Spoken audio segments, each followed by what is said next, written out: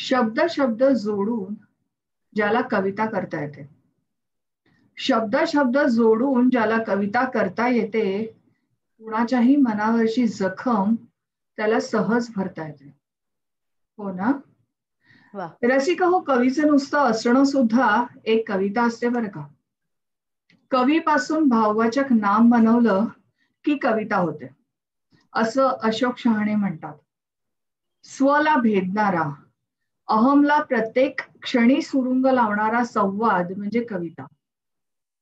सच्ची कविता ही नकारात्मक किंवा सकारात्मक असतच नाही, तर ती त्याच्याही पलीकडची असते रसिका हो, जी भेटल्यावर एक आत्मानंद होतो. कवितेच्या दारी उभा क्षणभरी, तेणे मुक्तिचारी साधी येल्या.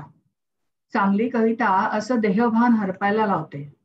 कवीचं कवयित्रीचं कसब त्या ओळींमधनं उतरलं असतं आणि ते रसिकांच्या मनाला भिडत असतं. अशीच एक बहुआयामी कविता करणारी कवयित्री, जिचं कवितेव्यतिरिक्तही साहित्य क्षेत्रात खूप योगदान आहे, आपल्याला आमच्या या भागात पाहुणी म्हणून आली आहे. तर रसिका हो, दीप्ती देसाई प्रस्तुत गाची नक्षत्रांची माला, थोड्या कविता थोड्या गप्पा या उपक्रमाची हिरेजडित साखळी पुढे वाढवण्यासाठी आपल्यासोबत आज आहेत स्वातीताई शृंगारपुरे. तुमचं खूप खूप स्वागत ताई. नमस्कार मंडळी. या उपक्रमासाठी आपले मीडिया पार्टनर आहेत मी बोरिवलीकर आणि ऑक्टस इन्फोटेक. मंडळी, आपल्या या दोन्ही मीडिया पार्टनर्स बद्दल थोडस आपण ऐकूया. मी बोरिवलीकर हे मासिक अगदी दर्जेदार आहे. गेली 5 वर्ष बोरिवलीमध्ये प्रसिद्ध होत आहे. याचे संपादक आहेत राजेश कुलकर्णी आणि ऑक्टस इन्फोटेक हे फाउंडर डायरेक्टर याचे आहेत सचिन धामणे. गेल्या 11 वर्षांपासून सचिनजी वेबसाईट डिझाईन, डिजिटल मीडिया आणि मोबाईल ऍप्स या सेवा पुरवत आहेत. स्वातीताई, या कार्यक्रमाला सुरुवात करायच्या आधीच तुझी एक रचना, कविता, एक छोटीशी आपल्या रसिकांसाठी आपण ऐकू देत. स्वातीचे शब्दमोती रसिकांना आता लुटू देत. वाह, नक्कीच. अगदी आपला सर्वांचाच हळवा कोपरा, आपले शाळेतले दिवस आणि शाळेतली आपली मैत्रीण. तर अशी माझी एक सखी होती, तिच्याविषयीची कविता मी तुम्हाला आता ऐकवते. वा. शाळेमध्ये होती माझी मैत्रीण एक खास, शाळेमध्ये होती माझी मैत्रीण एक खास, तीच अंतरी वसे सदोदित, जणू ती माझा श्वास. लाख जोडली नाती जीवनी, पुढच्या जीवनात लाख जोडली नाती जीवनी, उणीव न कोठे उरते ग, तरी शाळेमधले नाते अजूनही मनात जागे होते ग. सुरेख. कधी सांगावे कानी तिच्या मी प्रसंग काही घडलेले, तिनेही चटकन उमजून घ्यावे गुपित अंतरी दडलेले. प्रौढत्वाकडे झुकले आता, वय हे वाढत जाते ग, पण शाळेमधले नाते अजूनही मनात जागे होते ग. अभ्यासात ती थोडी मागे, अभ्यासात ती थोडी मागे, फिकीर त्याची तिला नसे, पण अव्वल नंबर माझा येता हर्ष बहु तिचं होत असे.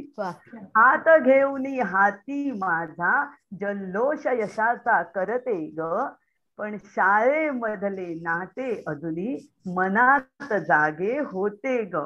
जन्मजन्मीचे ऋणानुबंध हे मन माझे ती वाचत असे, उदास असता अंतरंगी मी ती नजरेने जाणत असे. सखी आज तू उदास का, मज कुशीत घेऊन पुसते ग, शाळेमधले नाते अजूनही मनात जागे होते ग. गोड गोजिरी अशी साजिरी मैत्रीण माझी होती, रुसवे फुगवे अबोल्यातही गंमत मोठी होती. आठव येता प्रिय सखीचा भूतकाळी मन रमते ग, शाळेमधले नाते अजूनही मनात जागे होते ग. वा, फारच छान, फार सुंदर, खूप छान ताई. स्वातीचे शब्दमोती हे नावच खूप सुंदर आहे, नाही का नमिता? हो ना ग, खरंच. आता सुरुवातच यापासून करते मी प्रश्नांची. स्वातीताई, हे तुम्हाला नाव कसं सुचलं, स्वातीचे शब्द मोती? अं, कसं झालं माहितीये का, म्हणजे मी जसं काही लिहित होते, कोणतेही कविता असेल, कथा असेल, तर ते म्हणजे असं घरात नाही सगळे बोलायचे की अगदी मोत्यासारखं, अक्षरही माझं तेव्हा मोत्यासारखं होतं. आणि लिहिताना घरातही सगळे असं म्हणायला लागले की अरे ही तर अगदी हिचे शब्द म्हणजे जणू मोतीच.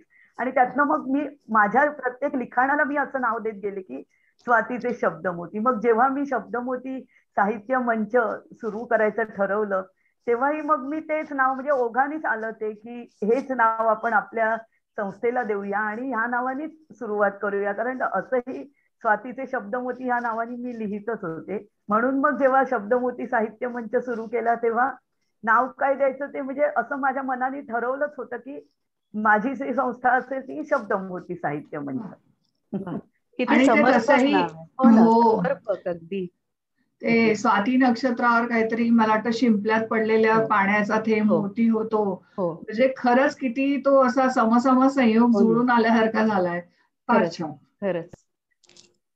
स्पर्शिका समूह आयोजित स्पर्धेत, काव्य साधना साहित्य समूह स्पर्धेत, बालगंधर्व साहित्य मंच आयोजित श्रावणी काव्य स्पर्धेत आणि आणखीन कितीतरी अशा स्पर्धा आहेत ज्याच्यामध्ये तुला स्वातीताई सर्वोत्कृष्ट म्हणून पारितोषिक मिळाली आहेत. तर हा अनुभव तुझा एकंदरीत कसा होता, जरा आपल्या प्रेक्षकांसमोर सांगशील का? अनुभव नक्कीच आनंददायी होता. कारण कल्पना नसायची, सहज स्पर्धा कुठेतरी वाचलं आणि मी कविता पाठवून दिली असं व्हायचं. काही वेळा तर आपण विसरूनही जातो की आपण कविता कुठे पाठवली आहे. आणि अचानक जेव्हा निकाल हातात येतो आणि अरे उत्कृष्ट, म्हणजे आपल्यासाठी आपली प्रत्येकच कविता उत्कृष्ट असते हो, कशी खरं. लिहिली, हो पण ती इतक्या लोकांच्यात ती आपण पाठवली आणि त्यांच्यातून ती उत्कृष्ट ठरली. हे आनंद म्हणण्यापेक्षा हे मोठं समाधान मनाला मिळतं आणि त्यातनं जो आनंद मिळतो तो अवर्णनीय असतो. त्याच्यामुळे प्रत्येक वेळी पारितोषिक मिळालं की तितकाच आनंद होतो. असं काही म्हणजे या वेळेला कमी, या वेळेला जास्त असं होत नाही. प्रत्येक वेळी अगदी आनंदात न्हावून निघाल्यासारखं वाटतं. अरे वा. वेगवेगळ्या पुरस्कारांनी स्वातीताई तुम्हाला सन्मानित केलंय आणि बोरिवली भूषण पुरस्कारही तुम्हाला मिळालाय. तर याबद्दल आमच्या रसिकांना काय सांगाल? म्हणजे हा खरं तुमच्या शिरपेचातला एक तुरा आहे, बोरिवली भूषण पुरस्कार. तर काय सांगायला आवडेल? कसं झालं माहितीये का, आता गेली 10 वर्ष मी बोरिवलीमध्ये अशी छोटी छोटी साहित्य संमेलनं किंवा काही उपक्रम साहित्य विषयक असं आयोजन मी करत होते. त्यातनं बऱ्याच लोकांशी माझ्या ओळखी झाल्या आणि मलाही माहित नव्हतं की मला इतके लोक ओळखतात. पण त्यातून कसं कुठे लिंक जुळली मलाही माहित नाही. पण अचानक मला त्यांच्याकडून फोन आला, जी आपली चारकोप कल्चरल अँड स्पोर्ट्स ऑर्गनायझेशनची संस्था आहे, त्यांच्याकडून मला फोन आला की तुमची आम्ही निवड केलेली आहे बोरिवली भूषण पुरस्कारासाठी. त्यांनी बोलवलं, त्यांनी पुरस्कृत केलं, सन्मानित केलं. असंच एक चांका प्रभू संस्था म्हणून, चांद्रसेनीय कायस्थ प्रभू समाजाची संस्था बोरिवलीतली, त्यांनी असंच म्हणजे सगळ्या कुठून ना कुठून असं त्यांच्याही पर्यंत पोहोचलं होतं की काहीतरी चांगलं ही करते. आणि बऱ्याच लोकांना एक व्यासपीठ मी मिळवून दिलं. कवयित्री ही ओळख बाजूला ठेवली त्या लोकांनी आणि एक मी काहीतरी लोकांना व्यासपीठ, नवोदित कवींना, नवोदित साहित्यिकांना, लेखकांना व्यासपीठ मिळवून दिलं. त्याकरता त्यांनी मला सन्मानित केलं. त्याच्यामुळे ते सहज घडत गेलं. म्हणजे असं एवढ्या वर्षाची ती माझी तपश्चर्या म्हणा किंवा माझे कष्ट, मेहनत त्यांना कळली आणि त्यांनी ते हे सन्मान केला. असं झालं ते. वा. वा. स्वातीताई, तुझी कविता तर शब्दमोती आणि सगळंच साहित्य रसिकांपर्यंत पोचतच आहे, पण तुझं बाकीचं सामाजिक कार्यही मला वाटतं खूप आहे. तू शाळांमधूनही विद्यार्थ्यांसाठी आयोजित साहित्य विषयक उपक्रमामध्ये प्रमुख पाहुणी म्हणून गेलेली आहेस ना? तर त्या विद्यार्थ्यांमध्ये साहित्य प्रेम तुला कसं काय जाणवलं? विद्यार्थ्यांमध्ये कसं आहे माहितीये का, की अगदी उत्साह दांडगा असतो आणि खूप टॅलेंट आहे. म्हणजे काही वेळा आपल्यालाही कळत नाही, आपण कमी लेखतो कधी कधी लहान मुलांना, पण त्यांचं टॅलेंट आणि सगळ्यात महत्वाचं म्हणजे जेव्हा मी बोलते, मी असेल कोणी असेल, पण मुलं लक्ष देऊन ऐकतात आणि नंतर ती येतात कागद घेऊन की बाई हे बघा आम्ही ना हे लिहिलं, बघा मी 2 ओळी लिहिल्या, बघा कशा लिहिल्या, असं ते म्हणजे त्यांना इतका उत्साह असतो की मला त्यांच्याशी संवाद साधण्यापेक्षा तेच माझ्याशी संवाद साधतात, असं होतं काही वेळा. कारण त्यांचा उत्साह आणि त्यांनी लिहिलेलं असतं, आहे टॅलेंट त्यांच्याकडे, तेवढी प्रतिभा आहे मुलांच्यात. भले ते 4 ओळी लिहितात, 2 ओळी लिहितात, छोटं छोटं असतं, सुंदर कुठेतरी यमक जुळवलेलं असतं, पण त्यांना कळतं, त्यांना ते वाटतं की मी कविता लिहावी आणि मग ते माझ्याकडे येतात. काही वेळा निबंध निबंध साधा असतो, माझा आवडता पक्षी, साधा विषय, पण ते लिहितात आणि काही वेळा तर ते नंतरही फोन करतात, म्हणजे त्यांचा कार्यक्रम झाल्यावर नंतरही त्यांचे फोन येतात कितीतरी दिवसांनी, म्हणजे मी विसरूनही गेलेली असते पण त्यांचे फोन येतात की बाई तुम्ही आम्हाला सांगितलेलं ना की ह्याच्यात कसं लिहायचं, तर बघा ना तुम्ही सांगितलं तसं मी लिहिलं, बघा बरं कसं जमलंय मला, असं ते फोन करतात, विचारतात. खूप म्हणजे त्यांचा उत्साह आणि त्यांचं म्हणजे त्यांना लिहावंसं आतून वाटतं, हे महत्वाचं आहे.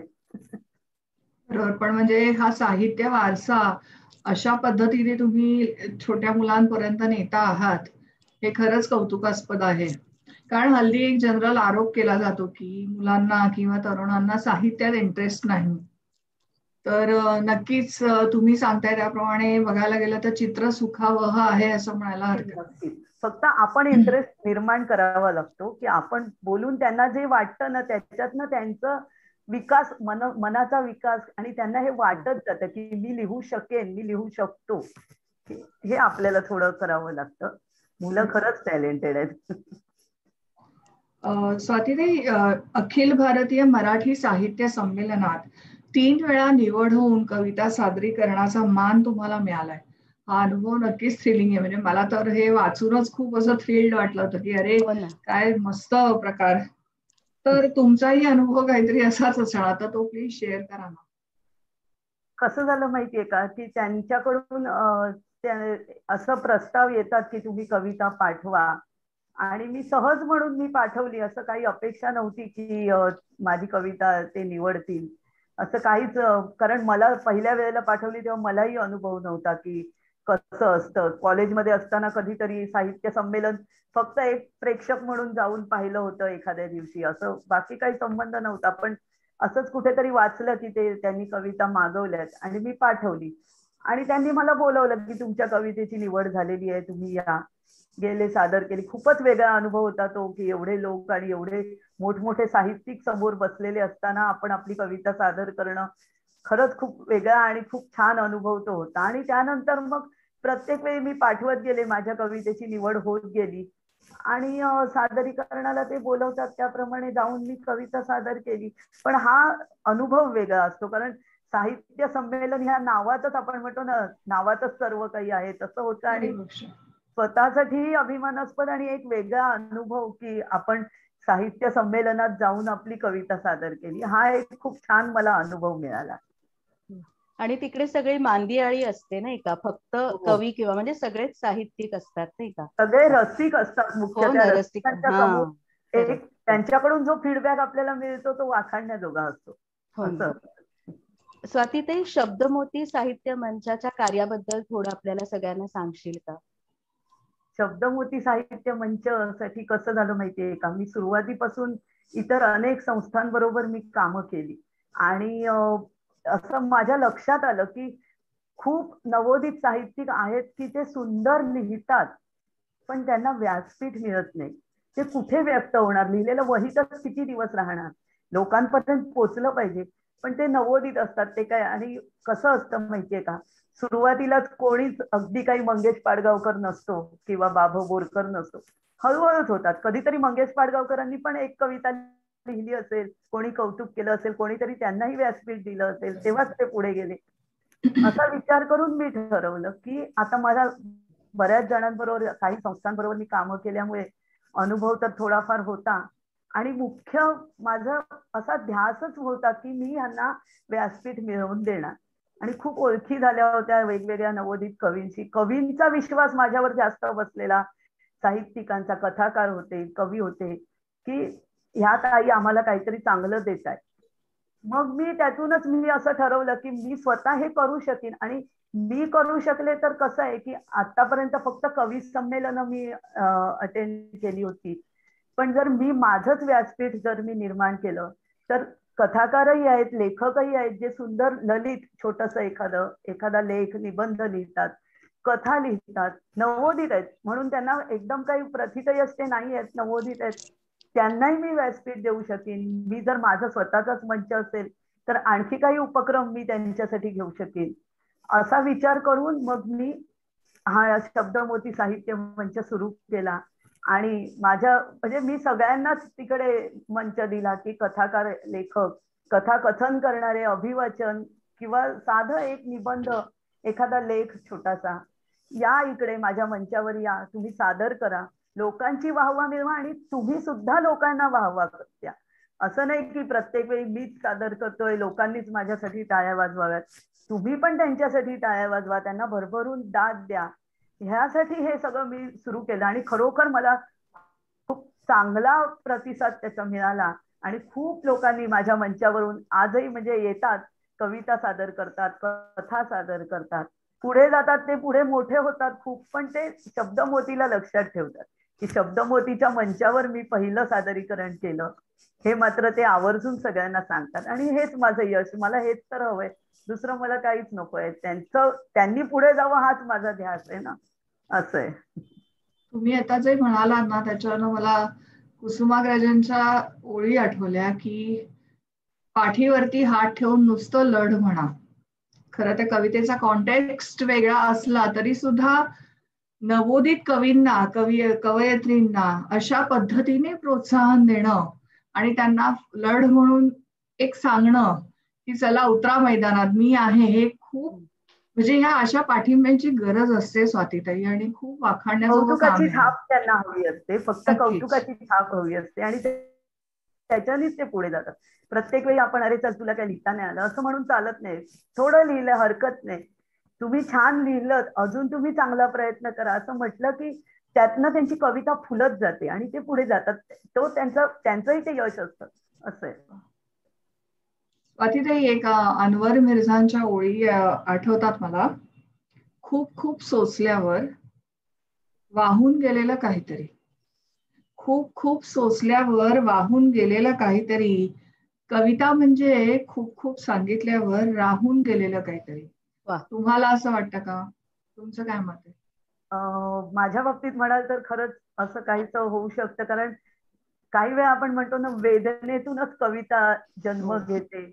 एखादी वेदना असते, काही वेळा म्हणजे लहानपणापासून मला काय झालं की घरातनं आम्ही एकत्र कुटुंबातून बाहेर पडलो आणि बाबांना ऑफिसची क्वार्टर मिळाली, आम्ही तिकडे राहायला गेलो. ते खूप असं म्हणजे तुटले, पण एक म्हणतो ना की आपण तुटलो, आपण कुठेतरी लांब येऊन पडलो असं ते मला वाटलं आणि त्यातनं मी कविता लिहायला सुरुवात आपोआप झाली. म्हणजे असं मुद्दाम लिहिली नाही, पण एकाकीपण आलं की थोडं आपण लहान होतं, वय लहान आणि त्याच्यात नवीन शाळा, सगळंच नवीन वातावरण, घरात काका काकी सगळ्यांच्यात राहायची सवय आणि मग एकदम आपण एकटंच राहायचं.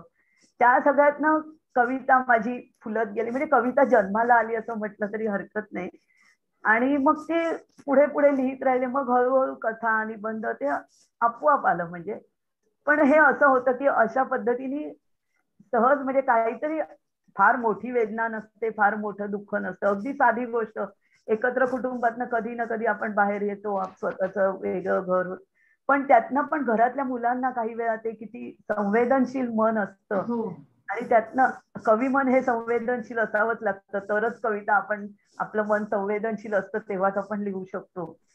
तर असं होत गेलं आणि मग ती कविता आपोआप घडत गेली, असं झालं. त्याच्यामुळे तुम्ही म्हणता ते अगदी योग्य आहे की अशाच प्रकारे कविता जन्म घेते म्हटलं तरी हरकत हो नाही. ना, तो कवीचा उद्गारच असतो ना, म्हणजे कुठल्याही नवरसांपैकी एखादी भावना असू शकते ती. बरं, मला एक स्वातीताई, आता तू एवढ्या प्रकारच्या रचना करतेस, तर त्यातल्या असं डिफरन्शिएट करणं खरं कठीण आहे, पण त्यातल्या त्यात तुला कुठल्या प्रकारच्या कविता लिहिणं हे त्यातल्या त्यात कमी हे वाटतं, म्हणजे सोपं वाटतं त्यातल्या त्यात, असं काही सांगता येईल का? सोपं असं म्हणजे सहज सुचत जातं आणि मी लिहित जाते, त्याच्यामुळे जे लिहिलं ते सोपंच म्हणायला पाहिजे आता. कारण काय असं डिफरन्शिएट आपण असं करू शकत नाही की अमुक एक पद्धतीची. कारण मी खरं सांगायचं तर मी नियमांना धरून कविता लिहित नाही. मला जे सुचलं ते मी लिहून टाकते. तेच कागदावर उतरतं आणि मग म्हणजे अशी कविता तयार होते. त्याच्यामुळे असं कोणतं मला काय नेमकं आवडतं वगैरे असं ते घडत नाही, ते आपोआप घडून जातं. असं होतं. हे सगळेच काव्य प्रकार आवडीचे आहेत असं म्हणायला हरकत नाही. काहीच हरकत म्हणूनच नाही. ते सगळेच प्रकार रसिकांना आवडतात अगं. हो नक्कीच. स्वाती, ते गुजरात राज्य जिथे भाषा पूर्णपणे वेगळी आहे, तिथे तुम्ही कुसुमाग्रज आणि गोविंदाग्रज यांच्या कवितांचे कार्यक्रम केले. तर त्यामागच्या ऍक्च्युली तुमच्या भावना कुठल्या होत्या आणि तिथल्या लोकांचा प्रतिसाद कसा लाभला तुम्हाला, कसा म्हणजे होता? तेव्हा कसं झालं माहितीये का, जेव्हा गोविंदाग्रजांचा कार्यक्रम केला, गोविंदाग्रजांची मला वाटतं पुण्यतिथी होती आणि त्यांच्या जन्मगावी जाऊन तो कार्यक्रम करायचा होता. आणि तिकडेही मराठी मंडळ आहेत. तर नवसारीला मराठी मंडळ एक आहे, त्यांनी तो कार्यक्रम आयोजित केला होता आणि त्यांनी मला तिकडे निमंत्रित केलं होतं. तर तेव्हा कसं होतं की गोविंदाग्रजांच्या कविता आणि थोडं आपण त्याचं रसग्रहण करून आपण सादर करायच्या. प्रेक्षक होते ते मराठीही होते आणि गुजरातीही होते. त्याच्यामुळे पण जे गुजराती होते त्यांनाही गोविंदाग्रज माहिती होते, कारण त्यांची ती जन्मभूमी होती गोविंदाग्रजांची. त्यांनी बरंच तिकडे काही नाटकं एकच प्याला वगैरे जी लिहिली ती तिकडे सुरुवात केलेली होती लिहायला आणि लोकांना ते माहीत होते तिकडे. त्याच्यामुळे त्या लोकांनाही उत्सुकता होती. खऱ्या अर्थाने रसिक आपण म्हणतो ना, तसे ते गुजराती रसिक प्रेक्षक होते आणि इतर मराठीच होते. मग ते आपोआप झालं की त्यांनी मला बोलवल्यावर मी गेले. मला कविता त्यांनी सांगितलेलं की तुम्ही कोणत्याही कविता निवडा. मी माझ्या आवडत्या ज्या गोविंदाग्रजांच्या फार सुंदर लिहिलेलं आहे साहित्य गोविंदाग्रजांनी, त्यातनं मी निवडून 5-6 कविता निवडल्या. तिकडे त्या कविता सादर केल्या, त्यांना त्याचा अर्थ समजावून सांगितला आणि खरोखर म्हणजे मलाही कल्पना नव्हती, पण त्यांचा प्रतिसाद इतका सुंदर होता की उत्स्फूर्त टाळ्यांचा कडकडाट होत होता. आणि नंतर त्या लोकांनी येऊन सांगितलं की मॅडम तुम्ही किती सुंदर, म्हणजे आम्ही ही कविता ऐकली आहे पण हिचा असा अर्थ आहे हे आम्हाला माहिती नव्हतं.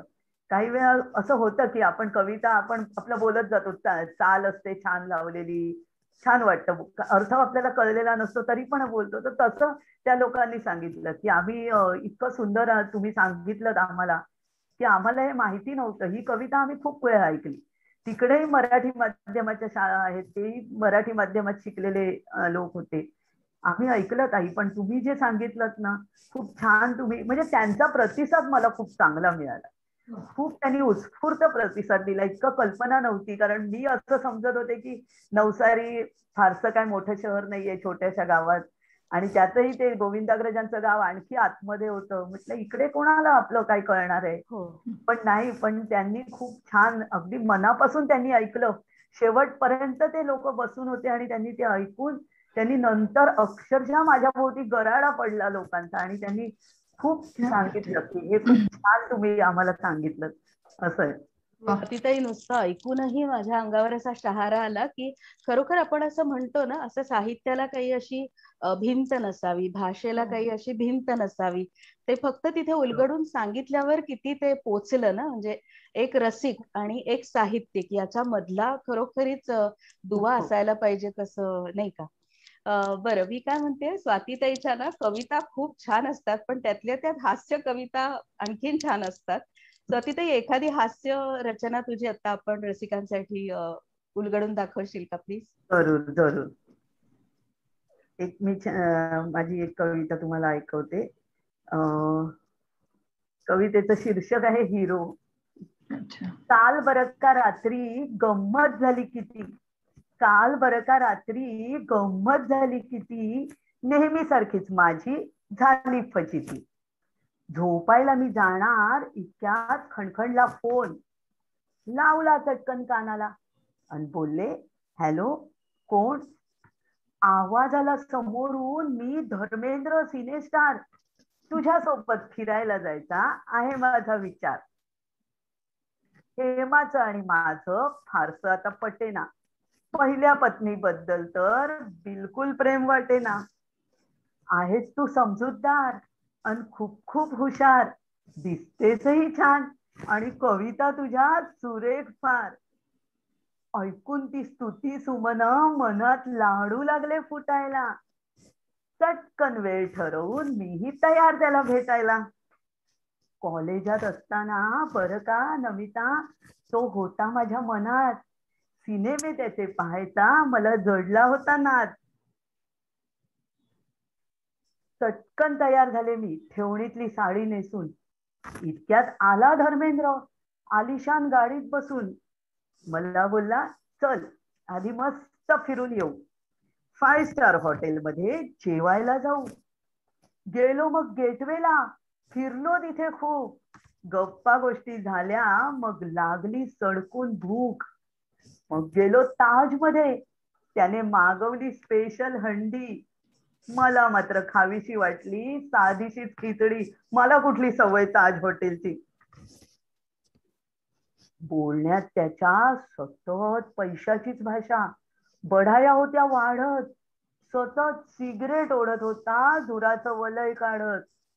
पाहून त्याचं बेगडी वागणं मला रडू कोसळलं. संपून गेली गंमत सारी, मन माझं ढासळलं. इतक्यात माझ्या मोबाईलचा खणखणला गजर. झोपले आहे गाढ मी, याचा मला पडलाच होता विसर. डोळे उघडून पाहते तो शेजारी होता नवरा. चेहरा माझा पाहून बिचारा झाला कावरा बावरा. जवळ ओढून मला बोलला, काय झालं राणी, मी कधीच नाही पाहू शकत डोळ्यात तुझ्या पाणी. ऐक प्रेम भरलं बोलणं त्याचं माझं काळीज लागलं चिरू. हाच खरा माझा हिरो, नको शोलेवाला वीरू. क्या बात है. ऐकून ओळखून माझ्या मनातले भाव तो हसला हळूच खुशीत. ओळखून माझ्या मनातले भाव तो हसला हळूच खुशीत. आनंदाने मीही मग शिरले त्याच्या कुशीत. क्या बात है. रसिका हो, भन्नाट होती की नाही आमची हास्य कविता. स्वातीताई ऍक्च्युली खूप छान. म्हणजे आधी आम्ही काहीतरी वेगळंच म्हटलं, आता धर्मेंद्र बरोबर आता काय काय खाऊ घालतोय पिऊ घालतोय, काही भेटवस्तू देतोय का असं वाटलं, पण लवकर जाग आली. हास्य कविता करणं ना स्वातीताई एक शिवधनुष्य पेलण्यासारखं असतं. कारण कुठेही भानही सुटायला नको असतो काही गोष्टींचं. आणि सॉलिड लिहिलंया पेललं तुम्ही, ते खूप आवडली मला. हो ना, धन्यवाद. आणि सगळ्या कामामध्ये सुबोधरावांचा अगदी इतका वाटा असतो, तर खरोखरच एकदम छानच वाटली एकदम. नक्कीच.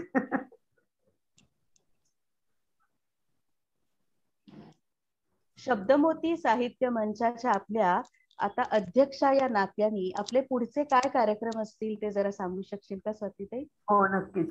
शब्दमोती साहित्य मंचाच्या माध्यमातून आता आपण नेहमीप्रमाणे जसं आपण कवी संमेलन किंवा कथा अभिवाचन, म्हणजे थोडक्यात साहित्य संमेलन, फक्त कवितेपुरतं आपण मर्यादित राहत नाही. आपल्याकडे लेखक आहेत, कवी आहेत सगळे, तर ते तर आपलं चालू राहणारच आहे. आता सध्या आपल्याकडे कसं आहे की लॉकडाऊनमुळे बाहेर आपण कार्यक्रम, खुले कार्यक्रम आपण करू शकत नाही, पण तेही आता सकारात्मक राहूया की लवकरच ते सुरू होतील. कारण शब्दमोतीचा हेतूच हा आहे की व्यासपीठ उपलब्ध करून द्यायचं. व्यासपीठावर येऊन, मंचावर येऊन आपलं साहित्य आपण सादर करायचं रसिकांसमोर. त्याच्यामुळे ते तर चालू राहणारच आहे. शिवाय काही उपक्रम जे साहित्याशी संबंधित असतील तेही उपक्रम आपले चालू राहतील. तेही जेवढं आपल्याला करता येईल, कारण साहित्य सेवेचा अविरत वसा हेच आपलं ब्रीदवाक्य आहे. तो वसाच घेतलेला आहे म्हटल्यावर त्या अनुषंगाने काही ना काही कार्यक्रम जेवढं होईल तेवढं करत राहायचं. इतक्या भूमिका तुम्ही निभावता स्वातीताई. अध्यक्षा, उपसंपादिका, निवेदिका, कवयित्री, परीक्षक. आता ह्या सगळ्यामधली तुमची आवडती भूमिका कुठली आणि का? माझी आवडती भूमिका तसं तर सांगणं कठीणच आहे, पण ठीक आहे की मला सर्वांना सोबत घेऊन जायला आवडतं. त्यामुळे अध्यक्षा हीच माझी भूमिका मला आवडेल. कारण मी अध्यक्षा या नात्याने मी काहीतरी करू शकते. एक आपल्या हातात अधिकार असतो, त्या अधिकाराचा आपण चांगला वापर करू शकतो. त्याच्यामुळे मला हीच भूमिका आवडते. की त्यामुळे मी जास्तीत जास्त लोकांपर्यंत पोहोचू शकते आणि त्यांच्यासाठी मी काहीतरी करू शकते. त्याच्यामुळे माझी आवडती भूमिका हीच. खूप छान. रसिका हो, एका स्त्रीला किंवा एका अष्टपैलू स्त्रीला खरं तर क्षितिजही कमी पडत असतात, इतका तिच्या कामाचा आवाका असतो. आपल्या स्वातीताईही अशाच आहेत. जमिनीवर अगदी घट्ट पाय रोवून ती उभी आहे आणि म्हणूनच तिचं कर्तृत्व आकाशा एवढं आहे. त्या आज आल्या म्हणजे स्वातीताई, आज तुम्ही गाजच्या या परिवाराच्या सगळ्या नक्षत्रांची मालामध्ये सामील झालात. आपल्या सगळ्यांशी रसिकांशी गप्पा मारल्यात आणि अभिमानाने आम्हीही म्हणू की स्वातीताई आमच्या गाज परिवाराच्या हिस्सा झाल्या आहेत. आणि स्वातीताई, इथे वैयक्तिक पातळीवर मला एक गोष्ट अगदी आवर्जून सांगायची आहे, सगळ्यांनाच आवडेल ती ऐकायला. तू खूप जणांना व्यासपीठ देतेस, पण आज जी तुझी मुलाखत घेतेय ना, तिला पहिलं व्यासपीठ तू दिलं आहेस. आणि आज मी तुला इथे मुलाखत घेण्यासाठी समोर असणं, भले व्हर्च्युअली, गाज परिवारातर्फे, हे खरोखर इतका सुंदर योग आहे ना, की एक तू जे म्हणालीस ना, मला सगळ्यांना घेऊन पुढे जायचंय, आणि दीप्ती पण तशीच आहे. सगळ्यांना घेऊन पुढे जाणाऱ्या या माझ्या 2 सख्या आहेत, ज्यांनी मला स्वतःला, कारण मला अजूनही आठवतंय, शब्दमोती साहित्य मंचचा कार्यक्रम होता ज्येष्ठालयामध्ये, आणि ज्येष्ठालयामध्ये आता सगळेजण अजून जमत होते नुकते, आणि माझे पाय अक्षरशः गारठले होते. आणि माझा मित्र, शाळा मित्र, रियुनियन झाल्यानंतर पुन्हा आम्ही रिकनेक्ट झालो होतो, शकील कर्णिक. तर त्यांनी मला सांगितलं होतं, तिथे गायत्री त्याची बायको, ती पण माझी शाळा मैत्रीण, तर त्यांनी मला सांगितलं होतं की नाही स्वातीताई हा कार्यक्रम करते आहे आणि तुला यायचंय. पटकन पहिल्या नंबरावर कुणी तयार नव्हतं कुठलंही साहित्य सादर करायला. आणि तिथे मला पटकन बापटांनी सांगितलं की तुम्ही खरंच तयार आहात का, श्रीराम बापट. म्हटलं हो, म्हणजे कुणी नाहीये का, मला वाटलं असा क्रम असेल कागदावर, कारण सगळे अजूनही रजिस्ट्रेशन करत होते. तर तू पटकन म्हणालीस, तू म्हणालीयस नमिता मी करते, पहिला नंबर लाव, कायम पहिला. आणि मला पहिल्या नंबराचं वगैरे माहिती नाही, पण आज इथे दीप्ती, इथे स्वातीताई, आणि दोघीही, आणि इथे पल्लवी सारख्या सख्या आणखीन जोडत जात आहेत, त्यामुळे खूप छान वाटतं आहे. नक्कीच. ऍक्च्युली माझंही हे भाग्य आहे की मी स्वातीताईचा त्यांचा इंटरव्ह्यू घेते आहे. खरंच तुमची ओळख झाली, फार छान वाटलं. गाजला तुम्ही 4 चांद लावलेत, हे तर अजून छान. तर मला असं वाटतं स्वातीताई, कार्यक्रमाचा समारोपही आपण तुमच्याच एखाद्या छान कवितेने करूया. ठीक आहे. समारोपाकडे जाताना खरं तर मला तुमचे आभार मानायला पाहिजेत, पण तुम्ही इतकी आपुलकी मला दाखवलीत की खरोखर आभार मला तुमचे मानावेसे वाटत नाहीत. तर मी फक्त तुम्हाला शुभेच्छा, मात्र अगदी अंतःकरणापासून मी तुम्हाला शुभेच्छा देते. गाजच्या संपूर्ण टीमला, तुमच्या आपल्या दीप्ती मॅडमना आणि तुम्हा सर्वांनाच, कारण तुमचं हे जे टीम वर्क आहे, एकमेकांच्यातला तुमचा समन्वय खरोखर वाखाणण्याजोगा आहे, आणि हा असाच समन्वय ठेवा. माझ्या मनपूर्वक शुभेच्छा. आणि गाजची ही ज्योत रसिकांच्या हृदयात सदैव तेवत राहू दे, ही सदिच्छा मी व्यक्त करते. खूप मोठी शुभेच्छा. पावसाळ्याचे दिवस आहेत, तर एक पावसावरची कविता मी माझी सादर करते. कवितेचं शीर्षक आहे पाऊस मनात साठलेला. बालपणीचा पाऊस मला हवा हवासा वाटायचा, बालपणीचा पाऊस मला हवा हवासा वाटायचा, चिमुकल्या माझ्या छत्रीवर थेंबा थेंबाने साठायचा. हळूच छत्री भिरकावून मी नाचे साचल्या पाण्यात, हळूच छत्री भिरकावून मी नाचे साचल्या पाण्यात, आणि पाऊस बरसे माझ्या ओठावरल्या गाण्यात. वा. तारुण्यात पाऊस मात्र अंग अंग भिजवायचा, तारुण्यात पाऊस मात्र अंग अंग भिजवायचा, भिजवतानाच डोळ्यात माझ्या रंगीत स्वप्न सजवायचा. एका छत्रीत दोघे आम्ही, एका छत्रीत दोघे आम्ही, पाऊस खट्याळ तेव्हा वाटायचा, धुव्वाधार बरसून माझ्या अंगोपांगी दाटायचा. प्रौढत्वात आता पाऊस जबाबदाऱ्यांनी वाकलाय, प्रौढत्वात आता पाऊस जबाबदाऱ्यांनी वाकलाय, खूप बरसायचं असून सुद्धा बंधनांमध्ये झाकलाय. सांज वेळी पण जीवनाच्या सुखावणारा असेल वारा, सांज वेळी पण जीवनाच्या सुखावणारा असेल वारा, इंद्रधनुचे रंग मनी अन संतृप्तीच्या रिमझिम धारा, इंद्रधनुचे रंग मनी अन संतृप्तीच्या रिमझिम धारा. अत्यंत छान. ती सुंदर. हो ना, खरंच फारच छान. स्वातीचे शब्द मोती तुमच्या मनावर ठसवून घ्या रसिक हो. आणि फारच सुंदर कार्यक्रम झाला. खूप छान मनापासून बोललात तुम्ही स्वातीताई. आणि रसिक हो, आमच्या सगळ्या नक्षत्रांच्या माला सिरीज तुम्हाला आवडतातच आहे. तुम्ही यालाही आवर्जून बघा. स्वातीताईचं कार्य खूप अफलातून आहे. त्याचं निश्चित कौतुक आहे. आणि ते तुमचाही हा सगळा प्रवास शब्दमोती साहित्य मंचाचा खूप छान हो. आणि नवीन नवीन क्षितिज स्वातीताई तुम्ही पादाक्रांत करा, हीच तुम्हालाही शुभेच्छा गाज परिवारातर्फे मी देते. आणि रसिक हो, लोभ आहेच तो कायम ठेवा हीच विनंती. धन्यवाद.